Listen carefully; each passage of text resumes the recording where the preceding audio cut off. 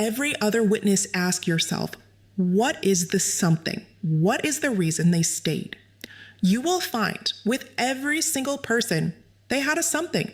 So when you hear from the witnesses who testify here, who will tell you they were victimized, and you ask yourself, what is their motive? For many of them, the answer is simple: money.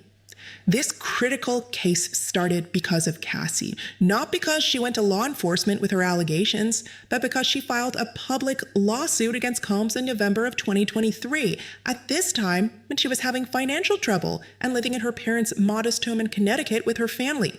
Rather than go to law enforcement about what had allegedly happened to her, she went to a civil lawyer who is here today. I expect that this trial, from nearly every witness that you hear from, they will tell you that instead of going to law enforcement, after either their employment ended for the alleged victims, they went to a civil lawyer for a money grab, they will claim that they were so afraid of this man that they could, of course, not go to the police because he was so powerful. But they were not so afraid that they could not go to civil lawyers to make money demands against him.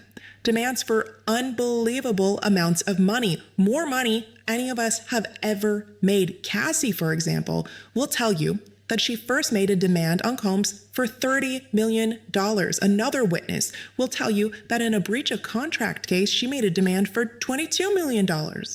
And as you listen to these witnesses, and there will be many, as the prosecutor told you, who made civil demands against him, I want you to ask yourself, how many millions of reasons does this witness, swearing to tell the truth and nothing but the truth, have to lie? How many hundreds of thousands of reasons does this witness, swearing to tell the truth and nothing but the truth, have to lie? Will you really believe that these people who have demanded an unimaginable amount of money from Mr. Combs would have traded all of that not to be abused?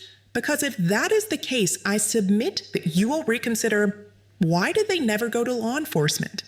So in closing, the evidence will be framed to prove from the government. They will attempt to prove racketeering influence and Corrupt Organizations Act charge, 2 sex trafficking charges, and 2 prostitution charges.